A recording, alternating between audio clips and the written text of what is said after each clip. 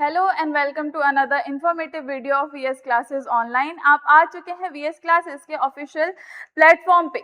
बच्चों, जैसे कि आपको मेरे पीछे स्क्रीन में दिख रहा होगा, हम एमपीपीएससी यूनिट 10 के बारे में आज स्टार्ट करने वाले हैं।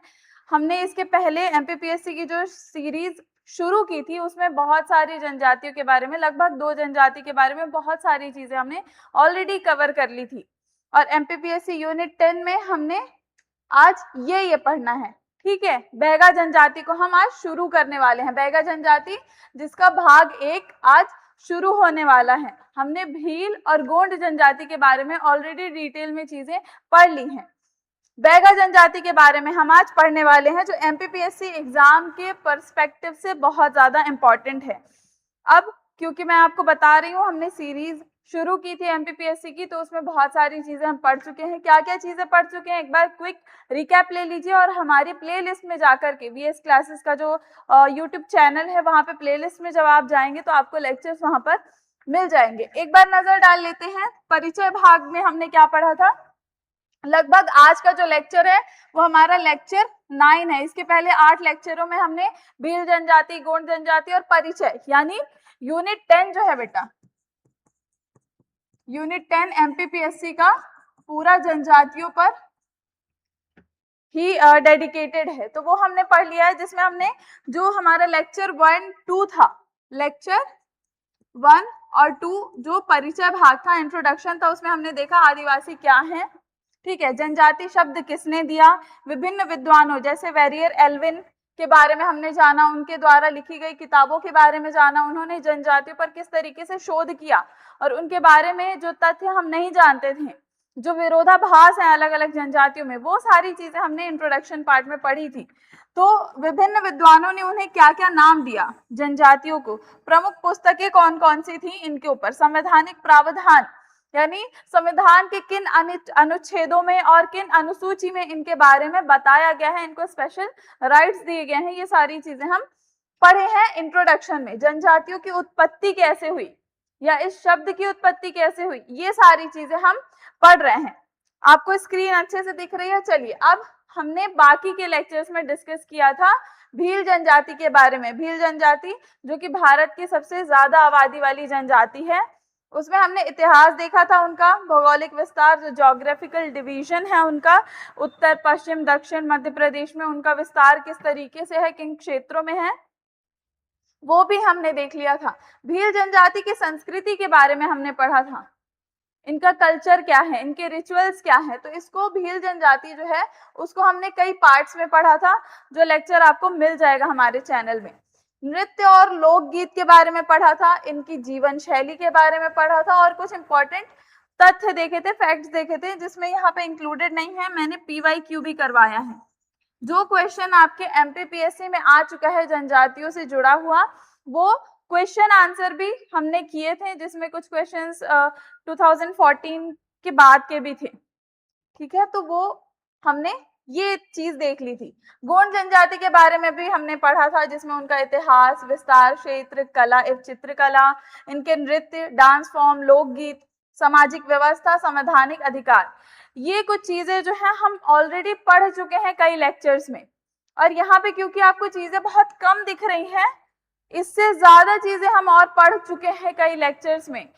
कुछ ऐसी जनजातियां जिसके लिए आपको 3 पार्ट मिलेंगे हमारे चैनल में, तो इतना फ्री ऑफ कॉस्ट ये सारी चीजें आपको और कहीं प्रोवाइड नहीं करवाई जाएंगी। आपको अगर पीडीएफ चाहिए हो, अलग अलग लेक्चर का नोट्स चाहिए हो, तो आप हमको लिंक में डिस्क्रिप्शन बॉक्स में आपको मिल जाएंगे कुछ लिंक, और साथ ही साथ आपको किसी स्पेसिफिक लेक्चर के लिंक चाहिए या पीडीएफ चाहिए तो आप हमको कमेंट में बताइएगा। तो ये कुछ क्विक रिकैप हो गया कि हमने क्या क्या पढ़ा है। चलिए, अब एक स्पेशल अनाउंसमेंट कर देती हूं मैं। यहाँ पर थोड़ा सा समय आप देखिएगा, क्या बताने वाली हूं मैं आपको। हमारी जो संस्था है वीएस क्लासेस, बच्चों आप लोग बहुत अच्छे से जानते हैं, शैक्षणिक संस्था है, और यहाँ पर बहुत सारी चीजें, बहुत सारे कंटेंट हम आपको अवेलेबल करवाते हैं। हम स्कूल से रिलेटेड, जो भी कॉम्पिटिटिव एग्जाम्स होते हैं उससे रिलेटेड, तो अगर आप ये जानते होंगे तो आपको ये भी पता होगा कि इस साल के एंड तक में अक्टूबर से नवंबर, दिसंबर, इन महीनों में संभावना है कि कांस्टेबल का एग्जाम होगा। और कांस्टेबल का जो भर्ती है वो बहुत सारे लोग हैं जो फॉर्म्स भरते हैं, ठीक है। तो हमने अब लॉन्च किया है कांस्टेबल बैच के लिए फ्री लेक्चर्स। हम पूरा सिलेबस आपको कंप्लीट करवाएंगे कांस्टेबल का, ठीक है। और फ्री लेक्चर्स होंगे, आपको उसमें कहीं पे भी कोई एमआरपी नहीं देना पड़ेगा, बिल्कुल निशुल्क है। और वो हमारे यूट्यूब चैनल पे ही आपको मिलेगा। और वो मिलेगा कब से? हम 11 मई से शुरू कर रहे हैं। आपको यहाँ पे डेट मेंशन्ड होगी, ये देखिए, ये डेट है 11 मई से हमारा जो कांस्टेबल का लेक्चर है या हम कहें पढ़ाने वाले हैं, वो 11 मई को आपको सारे लेक्चर्स वहां पे हम स्टार्ट कर देंगे। धीरे धीरे आप सारे लेक्चर ले सकते हैं हमारे चैनल पे free of cost. Free batch रहेगा, कंप्लीट बैच मिलेगा आपको सिर्फ हमारे यूट्यूब चैनल पे। हमारा मिशन है आपको अब की बारी वर्दी हमारी, ठीक है। तो कांस्टेबल वाले सारे लेक्चर आपको मिलेंगे, कंप्लीट सिलेबस हम करवा देंगे, वीकली टेस्ट सीरीज भी हम आपको देंगे, पीडीएफ नोट्स भी आपको दिए जाएंगे, मॉक टेस्ट होगा, डाउट सेशंस भी होगा। और YouTube में लेक्चर होने का मतलब ये है कि आप कभी भी रिकॉर्डेड क्लासेस आपके पास बैकअप रहेगा। हम आपको टेस्ट सीरीज भी सॉल्व करवाएंगे, पीवाईक्यू भी सॉल्व करवाएंगे, किस तरीके के क्वेश्चंस आते हैं वो भी आप जान जाएंगे। तो यानी कंप्लीट सिलेबस और फ्री ऑफ कॉस्ट, ये ही महंगी चीज है बहुत, ठीक है। तो जल्दी से जल्दी आप हमारे चैनल पे बने रहिए और आप 11 मई का इंतजार करिए अगर आपने कांस्टेबल का एग्जाम क्वालिफाई करना है तो ये एक बेसिक इंफॉर्मेशन थी। और इसके बारे में और डिटेल आपको हमारे चैनल पे ही मिल जाएगी कि कांस्टेबल में किस तरीके से एग्जाम आता है, किस तरीके से एग्जाम होता है, क्वेश्चंस कैसे आते हैं, ये सारी चीजें आपको हमारे लेक्चर में मिल जाएगी। चलिए बैक टू द टॉपिक, हम बात कर रहे थे एमपीपीएससी यूनिट 10 के बारे में। लेक्चर 9 है बैगा जनजाति, पार्ट 1 हम शुरू करने वाले हैं। अब हमने ये देख लिया कि क्विक रिकैप है ना, क्या क्या चीजें हमने पढ़ ली हैं। एक स्पेशल बैच है जो लॉन्च होने वाला है, जो सारे विद्यार्थियों के लिए बहुत ज्यादा अहम होने वाला है। अब आज क्या पढ़ने वाले हैं? बैगा जनजाति के बारे में पढ़ेंगे पूरा डिटेल में। आपको 2 पार्ट में बैगा जनजाति पूरा बहुत अच्छे से समझ में आ जाएगा। आज हम पार्ट 1 शुरू कर रहे हैं। परिचय एवं महत्व, ठीक है। बैगा जनजाति का परिचय हम बात करेंगे, परीक्षा के नजरिए से किस तरीके से ये महत्वपूर्ण है। फिर संवैधानिक स्थिति क्या है, इनको पीवीटीजीज क्यों बोला जाता है, या पीवीटीजीज होते क्या हैं, ठीक है, ये जानेंगे। फिर हम पढ़ेंगे बैगा शब्द का अर्थ, जो बैगा शब्द है उसमें कुछ अर्थ निहित है, उसके बारे में पढ़ेंगे हम। फिर हम देखेंगे पहचान एवं विशेषताएं, इनकी क्या स्पेशलिटी है, इनकी पहचान क्या है, ये देखेंगे। इनका निवास क्षेत्र देखेंगे, ये लोग कहाँ पाए जाते हैं, मध्य प्रदेश के कौन से इलाके में पाए जाते हैं। बैगा चाक क्या होता है, बैगा चाक की शुरुआत कैसे हुई थी, ये बहुत इंपॉर्टेंट टर्म्स है जो एमपीपीएससी पूछता है हर बार, है ना। फिर सामाजिक व्यवस्था कैसी है इनकी, कैसा परिवार है, पितृसत्तात्मक है, ये क्या क्या है। फिर अर्थव्यवस्था, यानी इनका आर्थिक आधार क्या है, इनका जीवन यापन है वो कैसे होता है, ये लोग अर्निंग किस तरीके से करते हैं, ये भी हम जानेंगे। बेवर कृषि जो मोस्ट इंपॉर्टेंट है, बेवर कृषि क्या होती है, इसकी विशेषता क्या है, फिर क्यों विशेष है ये कृषि, ये जानेंगे। भाषा, आवास और वर्तमान स्थिति, यानी इनकी आज की वर्तमान स्थिति क्या है, रोजगार कहाँ से मिल रहा है, और इनकी भाषा क्या है अभी, ये जानेंगे। और क्विक रिवीजन कर लेंगे आज के पूरे लेक्चर का। ये सारी चीजें हम आज पढ़ने वाले हैं और ये सिर्फ एक लेक्चर में आपको पूरा क्लियर हो जाएगा लेक्चर के एंड तक। बिना देरी के हमारा जो आज का लेक्चर है उसको स्टार्ट करते हैं। नोटबुक, पेन बहुत अच्छे से लेकर के बैठ जाइएगा। जो भी चीजें यहाँ पे लिखी हुई हैं स्क्रीनशॉट के साथ साथ मैं जो बता रही हूँ उसको भी नोट करते जाइएगा, ठीक है। तो हम क्या पढ़ने वाले हैं बच्चों, बैगा जनजाति भाग 1, जिसमें परिचय, निवास, समाज एवं जीवन शैली, ये हम पढ़ने वाले हैं। हमारा लेक्चर 9 है। सबसे पहले विषय परिचय, यानी इनके बारे में जान लेते हैं। बैगा कौन होते हैं? बैगा या जनजाति ही वो लोग होते हैं जिनकी जीवन शैली जो है वो प्रकृति पे आधारित होती है और स्पेसिफिकली अगर हम बैगाओं के बारे में बात करें तो ये पूरी तरीके से जंगलों पर और प्रकृति पर ही इनका जीवन जो है निर्वाह करता है, इसी पर डिपेंड होते हैं। और इनमें बहुत सारे ऐसे वैद्य पाए जाते हैं, ओझा पाए जाते हैं, ये इनका आर्थिक आधार होता है। ये सिर्फ बेसिक इंट्रोडक्शन दे रही हूं मैं। जैसे आपको यहाँ पे दिख रहा होगा, बैगा जनजाति मध्य प्रदेश की अत्यंत महत्वपूर्ण और चर्चित जनजातियों में से एक है। हमने गोंड और भील जब पढ़ा था तो हमने पढ़ा था कि इनकी आबादी बहुत ज्यादा है मध्य प्रदेश और भारत में, लेकिन सबसे चर्चित जनजाति के बारे में अगर बात करेंगे तो वो बैगा जनजाति है, क्योंकि इनकी विशिष्ट कुछ पहचान है जिसके कारण इनको अनुसूचित जनजाति के साथ साथ पीवीटीजीज बोला गया है, जिसके बारे में आपको आगे लेक्चर में पता चलेगा। इनकी प्रमुख पहचान क्या है? प्रकृति आधारित जीवन शैली होती है, जड़ी बूटियों का बहुत ज्ञान होता है और बेवर कृषि। ये सब जो भी टर्म्स हैं इसके बारे में अभी आपको डिटेल में बताया जाएगा। विशिष्ट संस्कृति है इनकी, सादगीपूर्ण और पारंपरिक मूल्यों पर आधारित होते हैं। जो भी पहले इनकी मान्यताएं थी वो आज भी चली आ रही हैं। संवैधानिक स्थिति क्या है? इनको पर्टिकुलरली वल्नरेबल ट्राइब ग्रुप में रखा गया है। इस जनजातीय समूह को क्यों रखा गया है आगे जानेंगे। अब बैगा शब्द और अर्थ और उनकी उत्पत्ति के बारे में जानते हैं। बैगा जो शब्द है, ठीक है, ये इसमें 3 मुख्य बातें निकल करके आती हैं। जब आप बैगा शब्द देखेंगे और उसके अर्थ के बारे में बात करेंगे तो उसमें 3 चीजें निकल करके आती हैं। पहला, वैद्य या फिर ओझा होते हैं, दूसरा जंगल के ज्ञानी होते हैं, और तीसरा क्या है? धरती पुत्र। इस शब्द का अर्थ यही है, यानी ये लोग धरती पुत्र हैं। बैगा का मतलब होता है वैद्य। जो शब्द है ना बैगा, इसका मतलब होता है वैद्य। और इसमें और भी 2 चीजें निकल करके आती हैं। इस शब्द का अर्थ ही यही है, परिभाषा ही यही है। अब ये शब्द क्या होते हैं? वैद्य, ओझा, पुजारी। ये क्या होते हैं? वैद्य या ओझा वो होते हैं जो तंत्र मंत्र बहुत अच्छा करते हैं और साथ ही साथ रोग निवारण जड़ी बूटियों के बारे में बहुत ज्यादा ज्ञान होता है। पहले के जमाने में वैद्य और ओझा ही होते थे जो बड़ी से बड़ी बीमारी का इलाज जड़ी बूटियों से कर दिया करते थे, क्योंकि उनको जंगल की हर पत्तियों के बारे में, हर झाड़ियों के बारे में सब कुछ बहुत अच्छा उन्होंने अध्ययन किया होता है। और वो अध्ययन किसी पाठशाला में जाकर के नहीं करते, वो उनके में पारिवारिक रहता है, उनका ज्ञान वैसा रहता है। तो हर बीमारी के निवारण के लिए ये लोग जंगलों पर निर्भर रहते हैं। फिर जंगल के ज्ञानी होते हैं। जंगल के ज्ञानी मतलब वनस्पति, कोई भी पत्ती या फिर उस किसी भी पर्टिकुलर प्लांट का क्या यूज होगा या किस तरीके से यूज करने पर एक बीमारी खत्म की जा सकती है, इसका ज्ञान ये लोग को होता है। वनस्पतियों, पेड़ पौधों, औषधियों और जंगल के जीवन की विशेषज्ञ होते हैं ये लोग। यानी जंगल में किस तरीके से जीवन यापन करना है ये इनसे बेहतर कौन जानेगा, क्योंकि ये लोग का निवास स्थान ही जंगली इलाका होता है या पहाड़ियां, जो लोग जहां रहते हैं नगर इलाकों में, वहां से ये लोग बहुत दूर रहते हैं। फिर तीसरा हमारा आ जाता है धरती पुत्र। अब यहाँ पे ये लोग, धरती पुत्र का क्या मतलब है? धरती जो है ये लोग अपने आप को उसका अभिन्न अंग मानते हैं। धरती के मालिक नहीं बल्कि उसके पुजारी मानते हैं खुद को, और इसी कारण ये लोग कभी भी अपनी खेती में हल का इस्तेमाल नहीं करते हैं। इसके बारे में और डिटेल में आगे चल करके जानेंगे कि बेवर कृषि क्या होती है।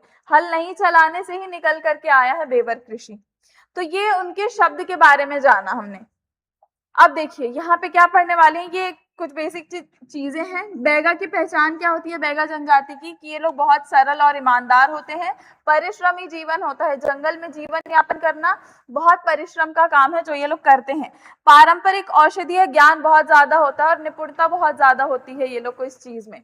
फिर मध्य प्रदेश की प्राचीनतम जनजातियों में से एक है बैगा जनजाति।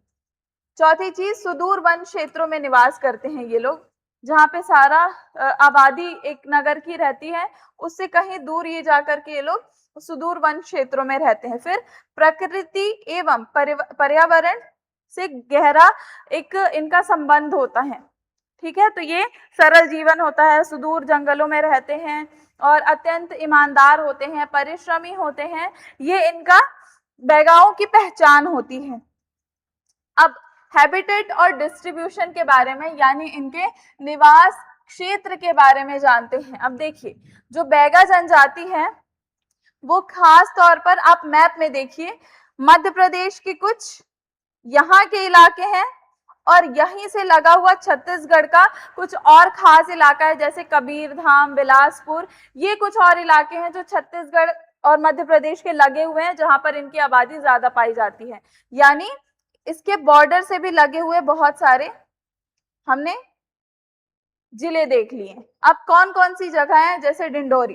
डिंडोरी सबसे महत्वपूर्ण है जब हम बैगा जनजाति की बात करते हैं, क्योंकि बैगा चाक एक शब्द है जो अभी आपको पढ़ाया जाएगा। बैगा चाक यहीं पाया जाता है जो अंग्रेजों के जमाने में कॉन्सेप्ट आया था। फिर उमरिया, शहडोल, अनूपपुर, मंडला, सिवनी, बालाघाट, डिंडोरी, ये कुछ इलाके हैं जहां पर बैगाओं की जनसंख्या अत्यधिक पाई जाती है, या सघन इलाके इनके हैं। और छत्तीसगढ़ का मैंने आपको बताया, मुंगेली, बिलासपुर, कबीरधाम, ये कुछ और क्षेत्र हैं जहां पर इनका विस्तार ज्यादा पाया जाता है। ये आप नोट करते जाएंगे, ठीक है। आगे बढ़ते हैं। अब बैगा चाक मैंने आपको बताया था अभी, डिंडोरी जो जिला है वो बैगा चाक कहलाता है। बैगा चाक क्या होता है मैं बताती हूँ। देखिए, 1890 के दशक में जब अंग्रेज यहाँ पर थे, उस समय क्या हुआ था, ये लोग की जो आबादी थी उसको आरक्षित करने के लिए, उनके क्षेत्र को आरक्षित करने के लिए इस समय जो भी लोग थे उन्होंने क्या बोला, इनका जहां पे इनकी आबादी जो है सबसे ज्यादा है वहां पर इनको आरक्षित कर दिया जाए, और इनका भला करने के लिए वो चीज नहीं की गई थी। तो पहले बैगा चाक समझिए। बैगा चाक मतलब जहां पर बैगाओं की जो आबादी है वो बहुत ज्यादा है, वो बैगा चाक कहलाता है, जो 1890 से ये कॉन्सेप्ट आया है। अब इनका भला करने के लिए वो क्षेत्र आरक्षित नहीं किया गया था, बल्कि इनकी कृषि की पद्धति के कारण इनको अलग रखा गया था। क्यों? क्योंकि ये लोग बेवर कृषि करते हैं। बेवर कृषि जो है उसका मतलब ये होता है, ये लोग हल नहीं चलाते हैं, जिसके कारण जो फसलें हैं वो बहुत धीरे धीरे होती है और जिसमें बहुत मेहनत लगती है। तो इस कारण इनका क्षेत्र निर्धारित कर दिया गया ताकि ये लोग अपने इलाकों में रह करके कृषि पद्धति अपनी फॉलो करते रहें, क्योंकि जो ये पद्धति है इससे बाकी लोगों को प्रॉफिट नहीं हो रहा था। तो ऐसा जिला कौन सा है, ऐसा स्थान है डिंडोरी जिला, पूर्व मंडला क्षेत्र, ठीक है। और उस समय जब बैगा चाक बनाया गया था तो इसमें 7 गांवों को इसमें निर्धारित किया गया था।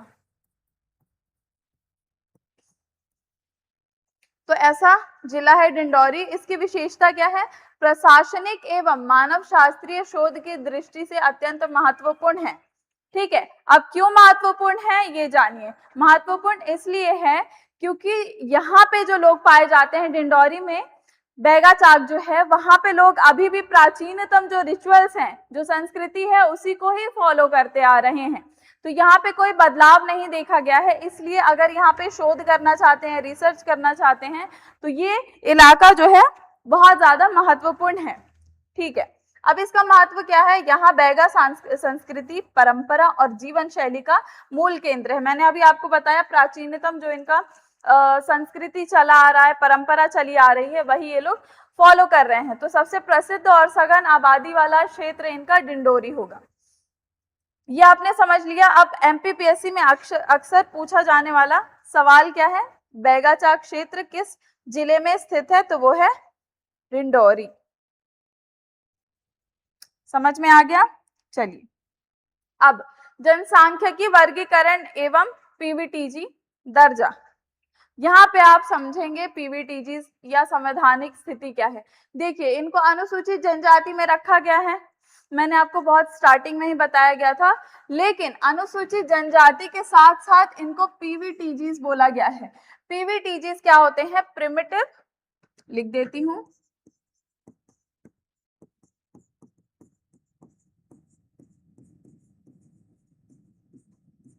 प्रिमिटिव वल्नरेबल ट्राइब, यानी विशेष रूप से कमजोर जनजातीय समूह। अब अनुसूचित जनजातियों में भी कुछ जनजाति ऐसी थी जो बहुत ज्यादा पिछड़ी थी, चाहे साक्षरता के मामले में देख लें, चाहे जीवन यापन के मामले में देख लें, या अन्य किसी पैरामीटर में देख लें, वो लोग अपनी अनुसूचित जनजातियों में भी पिछड़े थे, जिसके कारण उनको प्रिमिटिव वल्नरेबल ट्राइब बोला गया। तो उनमें आते हैं बैगा, और इनके साथ साथ दो और हैं जनजातियां, बहरिया और सहरिया, जिनको पीवीटीजीज में रखा गया है, जिसके बारे में भी हम पढ़ेंगे। अब इनको पीवीटीजीज क्यों घोषित किया गया? मैंने अभी आपको बताया साक्षरता दर कम होगी, लेकिन इसके साथ साथ और भी कुछ चीजें थी जो इनको पीवीटीजीज बनाती हैं। क्या क्या थी? अत्यंत आर्थिक एवं सामाजिक पिछड़ापन। आर्थिक रूप से अगर हम देखेंगे कमाई के मामले में या जीवन यापन के मामले में, तो आर्थिक तौर पर ये लोग बहुत कमजोर पाए जाते थे बैगा। फिर साक्षरता दर, यानी पढ़े लिखे बहुत कम थे या ना के बराबर समझ लीजिए, जिस कारण इनको पीवीटीजीज रखा गया। फिर पारंपरिक तकनीकी, यानी जो टेक्नोलॉजी है उसके साथ साथ ये लोग आगे नहीं बढ़े, अभी भी सीमित संसाधनों के आधार पर ही ये लोग रह रहे हैं। और सीमित संसाधन भी कौन से? लकड़ियां या जंगल से जो चीजें मिल जाती हैं उन पे। फिर चौथा आ जाता है यहाँ पर, चौथा कारण जिसके कारण इनको पीवीटीजीज घोषित किया गया, वो है स्वास्थ्य एवं पोषण संबंधी समस्याएं। क्योंकि पौष्टिक चीजें नहीं मिल रही हैं, सीमित संसाधन है, जिसके कारण सेहत पे भी बहुत असर पड़ता है, जिसके कारण स्वास्थ्य जो है इनका प्रभावित होता है। तो ये कुछ प्रमुख कारण थे जिनके कारण इनको अनुसूचित जनजाति तो बोला गया, लेकिन उसके बाद भी इनको पीवीटीजीज रखा गया। तो ये कुछ प्रमुख कारण थे जो आपने जान लिए। तो अभी समझ में आया होगा आपको कि पीवीटीजीज क्या होते हैं और बैगाओं को क्यों पीवीटीजीज बोला जाता है। एक लेक्चर में ये सारी चीजें एक साथ जान लेना बहुत आप लोगों के लिए अच्छी बात है, क्योंकि एक कंटेंट के लिए आपको कई जगह जाना पड़ता है, बहुत सारे प्राइमरी सेकेंडरी सोर्सेज आपको देखने पड़ते हैं, लेकिन वो सारी चीजें एक जगह में मिल रही हैं, तो बहुत अच्छी बात है। अब इनके मेरा भी बिगड़ गया, शारीरिक और सामाजिक विशेषताएं, यानी शारीरिक इनका लक्षण या पहचान क्या होती है? मध्यम कद के होते हैं। ये बहुत बस रीड करने वाली चीज है कि ये लोग कैसे होते हैं। और मजबूत शरीर होता है, क्योंकि जंगल में जीवन यापन कर रहे हैं, जंगल में पूरा अपना लाइफ स्पेंड कर रहे हैं, तो उसके अनुकूल ही होंगे। सांवला रंग या गहरा वर्ण होता है। कठोर परिश्रम करने में सक्षम होते हैं, बहुत ज्यादा एफर्ट लगा लेते हैं। जंगल के कठिन जीवन के पूर्णतः अनुकूल होते हैं, जंगल में रह लेते हैं बहुत अच्छे से, परिश्रमी होते हैं, और सांवला गहरा रंग होता है, मध्यम कद होता है। सामाजिक स्वभाव कैसा होता है? यानी समाज में जब जाते हैं तो इनका स्वभाव किस तरीके का होता है? अत्यंत सरल होते हैं, बहुत सरल होते हैं। सादगीपूर्ण जीवन रहता है इनका, और ईमानदार होते हैं, सत्यवादिता होती है, झूठ नहीं बोलते हैं, जैसा कि यहाँ पे लिखा हुआ है। इनकी पहचान है ईमानदारी और सत्यवादिता। फिर प्रबल सामुदायिक सहयोग की भावना रहती है, यानी समुदाय ये अपनी जनजातियों में जिनके साथ रहते हैं उनको बहुत ज्यादा सपोर्ट करते हैं। फिर प्रकृति से अटूट भावनात्मक लगाव होता है, यानी नेचर लवर होते हैं। हैशटैग नेचर लवर, ठीक है। तो जो हैशटैग अभी लोग चला रहे हैं, प्रकृति बचाओ देश बचाओ, तो ये लोग पहले से वो चीज कर रहे हैं, तो इसलिए ये लोग पहले से हैशटैग नेचर लवर हैं। चलिए आगे बढ़ते हैं। ये बस उनकी शारीरिक विशेषता के बारे में और समाज में किस तरीके से ये लोग रहते हैं, किस तरीके से व्यवहार करते हैं, ये जानना जरूरी था। अभी आ जाओ परिवार एवं समाज व्यवस्था में, यानी इनका परिवार जो है वो कैसा है, ठीक है, और सामाजिक व्यवस्था कैसी है। तो परिवार तो देखो पितृसत्तात्मक है। ज्यादातर जनजातियों को जब आप पढ़ेंगे तो आप ये पाएंगे कि वो परिवार जो है वो पितृसत्तात्मक होता है। पितृसत्तात्मक मैंने पहले भी लेक्चर्स में बताया है, आज भी बता रही हूँ। पितृसत्तात्मक वो व्यवस्था होती है जहाँ परिवार का मुख्यतः सामान्यतः पिता या दादा या सबसे बुजुर्ग जो मेल मेंबर्स होते हैं उन पर आता है। मेल मेंबर्स, ठीक है, उनका डोमिनेंस जो है वो बहुत ज्यादा होता है, वो कहलाता है पितृसत्तात्मक व्यवस्था। अब परिवार का स्वरूप कैसा होता है बैगा जनजाति का? देखिए परिवार का स्वरूप इनका हम अगर देखेंगे तो ये लोग न्यूट्रल भी रहते हैं, ठीक है।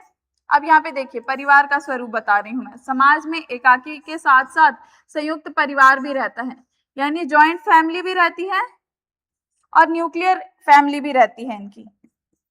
यहाँ पे मैंने वर्ड गलत बोला था, ठीक है। न्यूक्लियर फैमिली भी होगी और जॉइंट फैमिली भी पाई जाएगी। तो जॉइंट फैमिली जो है वो पहले ज्यादा पाई जाती थी, अभी न्यूक्लियर पाई जाती है। यानी संयुक्त के साथ साथ एकांकी व्यवस्था भी पाई जाती है समाज में। अब एकाकी में मतलब क्या होगा न्यूक्लियर फैमिली में, जहाँ पे माता पिता और उनके अविवाहित बच्चे रहते होंगे। फिर से बता रही हूँ, न्यूक्लियर फैमिली यानी एकाकी परिवार व्यवस्था में वो होगा जहाँ पे केवल माता पिता और उनके अविवाहित बच्चे पाए जाते होंगे, वो कहलाएगी न्यूक्लियर फैमिली यानी एकाकी व्यवस्था। और संयुक्त परिवार में क्या होगा, जहाँ पे एक या दो से ज्यादा परिवार रहते होंगे और उनके विवाहित बच्चे भी रहते होंगे, तो वो कहलाता है संयुक्त परिवार। तो दोनों व्यवस्था बैगा जनजाति में पाई जाती है। अब विवाह उपरांत नियम, विवाह पद्धति के बारे में हम पार्ट 2 में पढ़ेंगे, यानी लेक्चर 10 में भी पढ़ेंगे। अभी आपको सिर्फ बता रही हूँ कि किस तरीके की व्यवस्था होती है। स्त्री विवाह के बाद पति के घर आकर रहती है। यहाँ पे एक कॉमन व्यवस्था, अगर पूरे विवाह पद्धति पढ़ेंगे तो उसमें एक निष्कर्ष ये निकल करके आएगा, जो स्त्रियां हैं वो विवाह करके पति के घर आती हैं। इसके पहले जो हमने गोंड जनजाति के बारे में पढ़ा था उसमें बहुत सारी अलग पद्धतियां भी थी, जिसमें ये भी था कि जो वर है अगर वो वधु मूल्य नहीं दे पाता है तो वो अपने ससुर के घर में रहता है और इम्प्रेस करता है ससुर को। तो यहाँ पे अभी फिलहाल वो व्यवस्था नहीं देखने मिल रही है। आर्थिक सहयोग ये लोग को किससे मिलता है, आर्थिक सहयोग इनको जंगल के कार्यों से ही मिलता है और इनकी बेवर कृषि से मिलता है। आर्थिक सहयोग को डिटेल में जानना है तो आगे की स्लाइड पे रुके रहिएगा। पहले गोत्र व्यवस्था, समाज व्यवस्था, परिवार व्यवस्था देख लेते हैं। अब गोत्र नियम क्या है इनका, एक यानी बहुत सारे कुल और गोत्र इनमें विभाजित है, लेकिन ये लोग क्या है, एक गोत्र में यानी समान जो इनका गोत्र होता है उसमें विवाह एकदम वर्जित माना गया है, नहीं कर सकते हैं सामान्य गोत्र में। फिर ग्राम पंचायत की व्यवस्था कैसी है, सामाजिक प्रशासन कैसा है, यानी समाज में इनके अपना खुद का प्रशासन कैसा है। गांव स्तर पर विवादों का समाधान होता है, ठीक है। पारंपरिक पंचायतें होती हैं जिसमें कुछ बहुत बुजुर्ग लोग होते हैं गांव के, जो ज्ञानी होते हैं, जो एक्सपीरियंस्ड होते हैं, वो पंचायत के सदस्य होते हैं। और प्रमुख पद कौन कौन से हैं, मुखिया, बुजुर्ग, पंच और धार्मिक व्यक्ति होते हैं बैगा, वो प्रमुख पद में रहते हैं पंचायतों में। ये लोग क्या करते हैं, नियमों के उल्लंघन पर, जो भी सामाजिक नियम बनाए गए हैं समाज को अच्छा चलने के लिए, उनका जब उल्लंघन होता है तो ये लोग अपने स्तर पर अंतिम निर्णय लेते हैं और आगे प्रोसीड करते हैं। तो ये इनकी ग्राम पंचायत भी लगती है, यहाँ पे देख रहे होंगे। और यहाँ पे सेम गोत्र में विवाह जो है वो वर्जित किया गया है।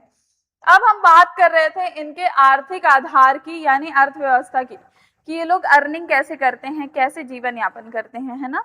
तो यहाँ पे कुछ 4 मेन चीजें हैं जो हमको जानना है अगर हम बैगा अर्थव्यवस्था के बारे में जानना चाहते हैं। तो क्या क्या है, पहला बेवर कृषि, दूसरा वनोपज संग्रहण, तीसरा मजदूरी और चौथा जड़ी बूटी।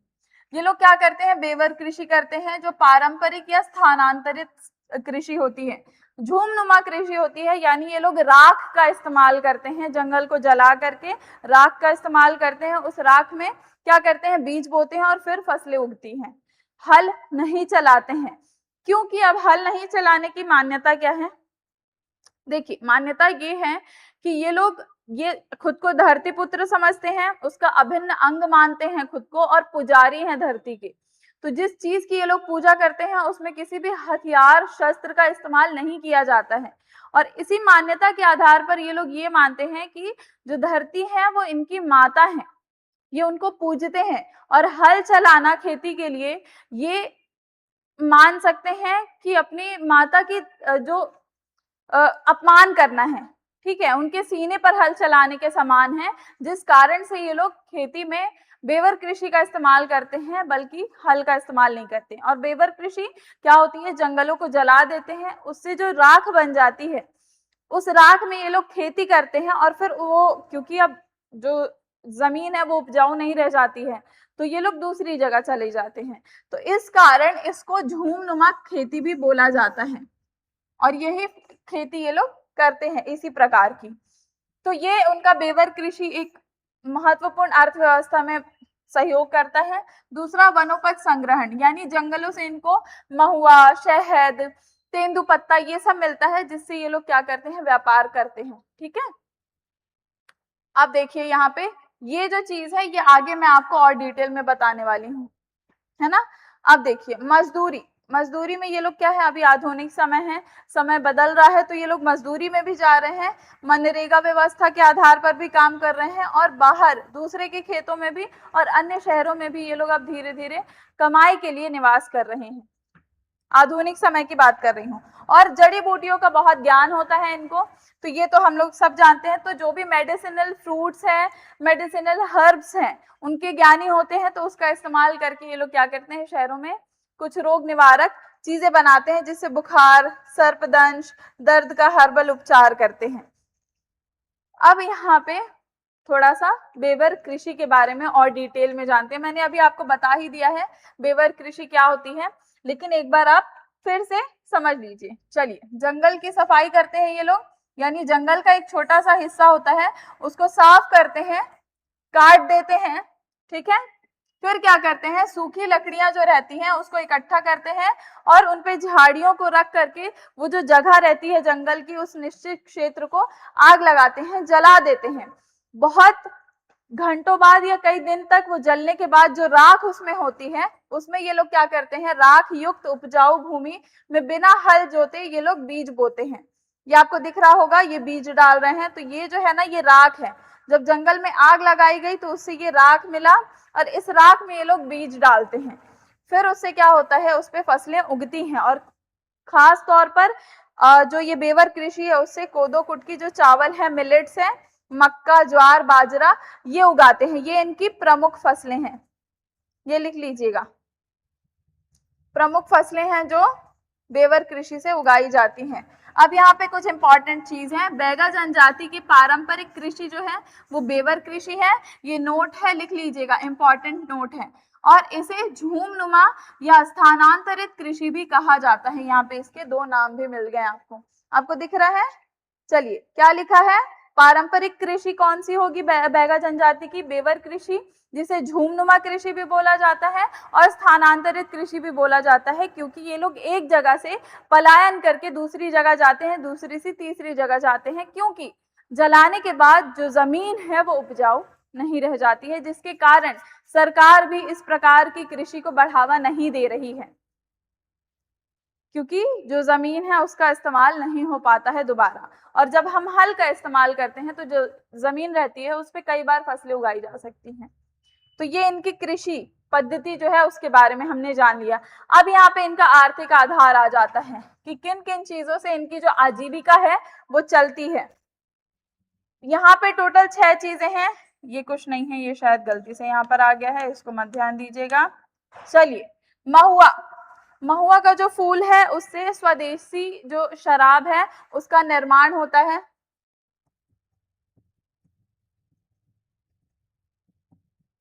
इसका निर्माण होता है और ये इनका आर्थिक आधार है।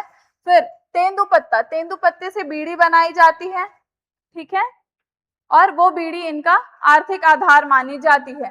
फिर शहद, शहद जो है, शहद एकत्रित करने में ये लोग बहुत सक्षम होते हैं, तो शहद इकट्ठा करते हैं, जिससे शहद का इस्तेमाल ये लोग अपने खाने में भी करते हैं। और एक मिनट, तेंदुपत्ता जो मैंने आपको बताया है अभी, उसकी डिटेल आपको जो हमारा चैनल है उसमें शॉर्ट सेक्शन में जाइएगा, वहां पे आपको मिल जाएगा। जो जीआई टैग जिसको मिला है, जो कड़कनाथ है जिसका ये लोग इस्तेमाल करते हैं, और दूसरा तेंदुपत्ता जो इनका आर्थिक आधार है, उसके बारे में बहुत डिटेल में मैंने वहां पे भी बताया है, तो आप वो वीडियो भी जरूर देखिएगा।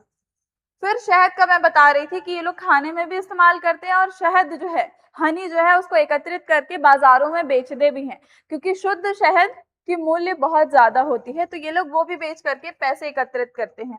फिर लकड़ी एवं जड़ी बूटियां, जड़ी बूटियों का ज्ञान होता है, जिसका इस्तेमाल करके ये लोग मेडिसिन वगैरह बनाते हैं। और लकड़ियां जो होती हैं घर के निर्माण के लिए इस्तेमाल करते हैं, और ईंधन के रूप में भी इस्तेमाल करते हैं, ठीक है। फिर आता है हमारा हर्रा और बहेरा, ये जो है ये मेडिसिनल फ्रूट है।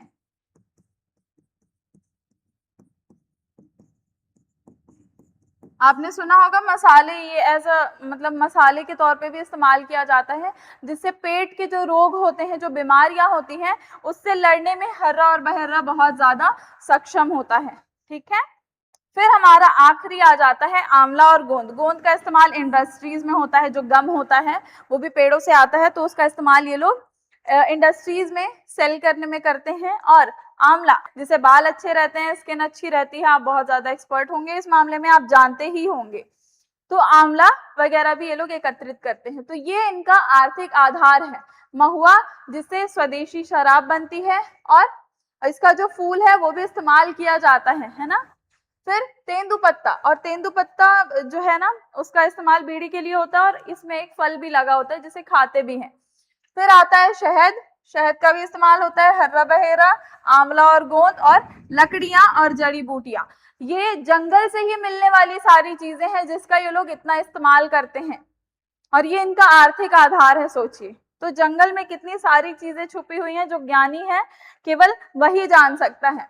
अब धरती माता की मान्यता एवं हल का निषेध, मैंने आपको बता दिया है। ये लोग ये मानते हैं कि हल चलाना महापाप है धरती को, क्योंकि ये लोग माता मानते हैं, इस कारण ये लोग धरती पर हल नहीं चलाते हैं। और इनका पारंपरिक जो विश्वास है उसके आधार पर ये मानते हैं कि अगर हमने हल चलाया है तो हमने धरती माँ के सीने को छलनी किया है, और ये लोग महापाप मानते हैं इस चीज को, इस कारण ये लोग हल नहीं चलाते, इसलिए बेवर कृषि का जन्म हुआ। लेकिन इसको भी अभी सरकार के द्वारा बढ़ावा नहीं दिया जा रहा है। फिर प्रकृति की पूजा करते हैं, पेड़, जंगल, धरती इनके लिए देव तुल्य है, यानी देवता के समान है धरती और जंगल, क्योंकि इतने आर्थिक आधार जो इनके हैं वो जंगलों से ही इनको मिल रहे हैं। तो ये मैंने आपको बता दिया था। आध्यात्मिक विशेषता है ये इनकी। और भाषा, बोली और आवास और वर्तमान स्थिति क्या है, ये देखिए। इनकी भाषा और बोली कैसी है? मूल बोली इनकी बैगानी या बैगा बोली है, ठीक है। और वर्तमान में प्रभाव क्या है? जो नई पीढ़ी है बैगाओं की, उसमें हिंदी, छत्तीसगढ़ी एवं गोंडी का प्रभाव ज्यादा बढ़ा हुआ है। अब छत्तीसगढ़ी और मध्य प्रदेशी यानी हिंदी भाषा इसलिए क्योंकि इनका जो विस्तार है, मैंने आपको बताया, मंडला, डिंडौरी और इधर से कबीरधाम, बिलासपुर, ये सारी जगहों में है, तो यहाँ पे हिंदी वगैरह का इस्तेमाल भी ये लोग करते हैं। फिर आ जाते हैं आवास यानी हाउसिंग पर। पारंपरिक रूप से ये लोग मिट्टी के घर में रहते हैं, जो खपड़ा जिसको बोलते हैं, खपड़ा या खपरेल, उसका इस्तेमाल करते हैं, बांस का इस्तेमाल करते हैं, घास वगैरह का इस्तेमाल करते हैं घर के निर्माण के लिए, लकड़ियों का इस्तेमाल करते हैं, और उसी घर में ये लोग रहते हैं। वस्त्र कैसे रहते हैं? पारंपरिक सरल वस्त्र रहते हैं, जो अभी सामान्य ग्रामीण वस्त्रों तक बदलाव हुआ है, ठीक है। धोती वगैरह रहती है और आभूषण रहते हैं।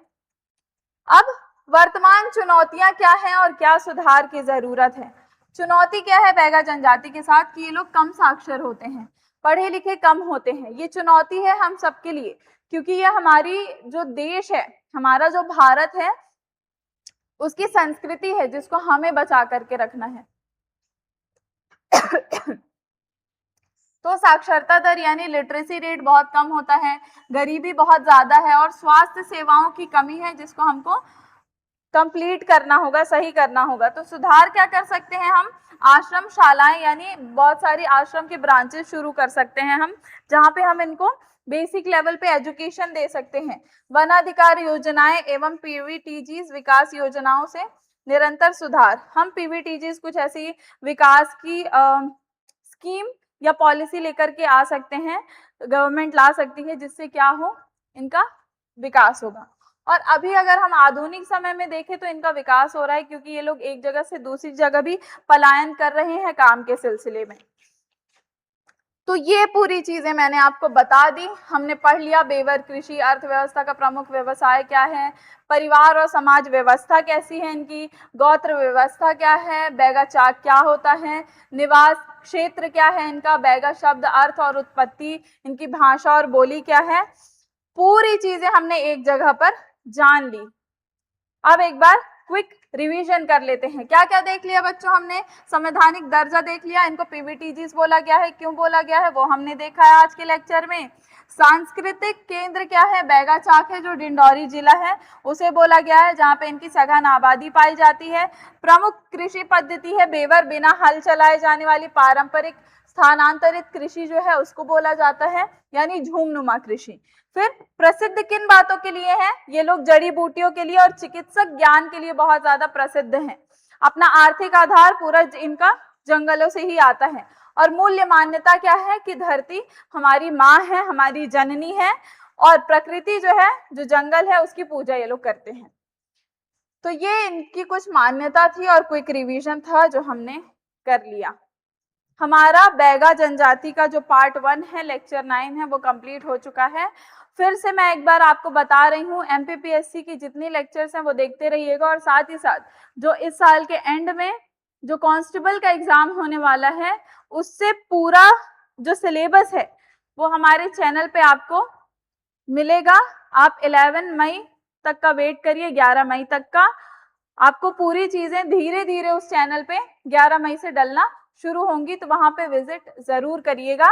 और पूरे रिकॉर्डेड क्लासेस भी होंगी, तो सब कुछ बहुत डिटेल में आपको मिलने वाला है। और हमारा लक्ष्य यही है कि अब की बारी वर्दी हमारी, तो हमारे साथ बने रहिए और पढ़ते रहिए अच्छे से, बिल्कुल टेंशन फ्री हो करके। ठीक है, पढ़िए, नोट्स बनाइए, रिवीजन करिए, जिससे जो भी चीजें हैं वो दिमाग में बैठी रहेंगी। मिलते हैं आपसे अगले लेक्चर में। अभी उम्मीद करती हूँ आपको सारी चीजें बहुत अच्छे से समझ में आ गई होंगी। Thank you so much.